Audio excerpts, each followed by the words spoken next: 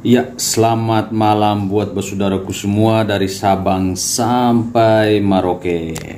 Ya, malam hari ini ada kabar terupdate yang berkaitan dengan gugatan Bambang Tri di Pengadilan Negeri Jakarta Pusat, di mana kuasa hukum sudah mencabut surat gugatannya pada tanggal 27 Oktober sekiranya pukul 14.30. Salah satu kuasa hukum menyampaikan di salah satu media yaitu Detikcom.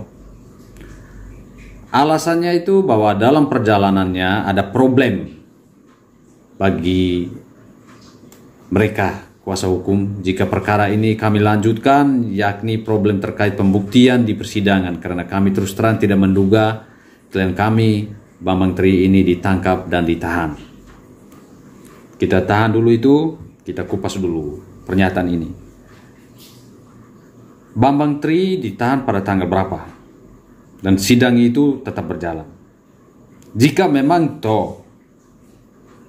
kalau memang punya alasan seperti itu, kenapa pada saat sidang pertama jangan bikin heboh di media gitu.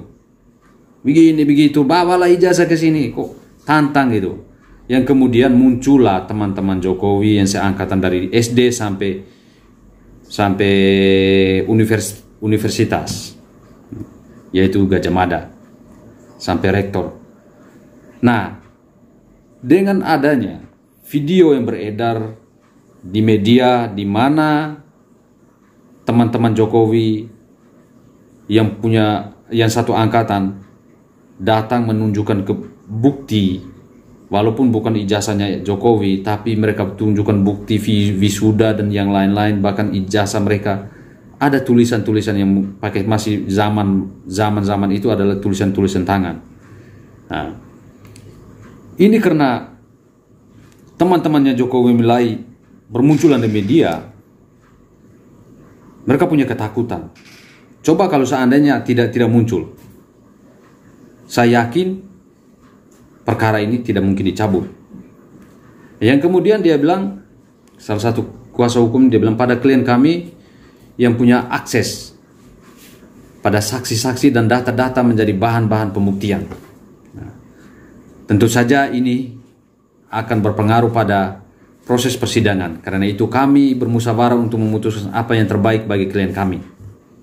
Nah, coba bayangkan, gugatan itu antara posita dan petitum itu tentunya didukung dengan data-data. Mana ada seorang pengacara melakukan gugatan, apalagi yang berkaitan dengan perdata. Perdata ini adalah perang data-data, perang bukti.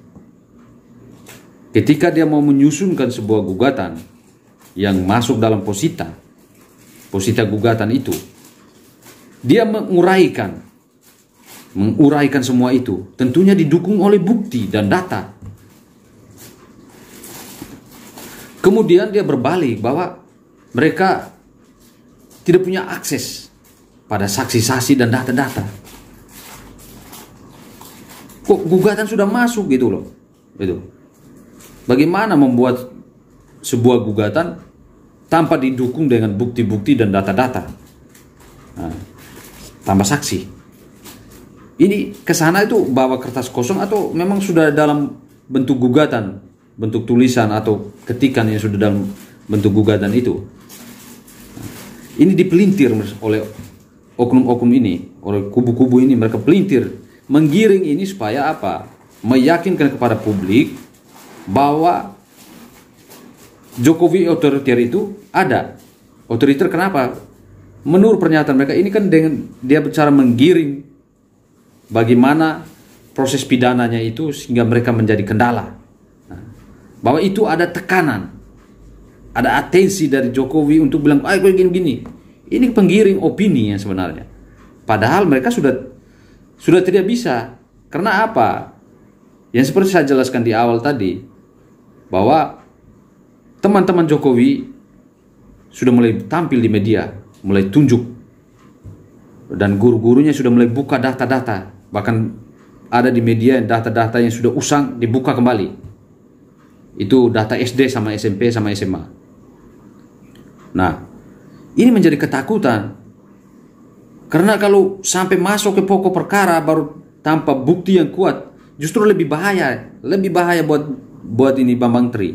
Maka mereka cabut. Makanya pernyataan demi kepentingan klien kami benar.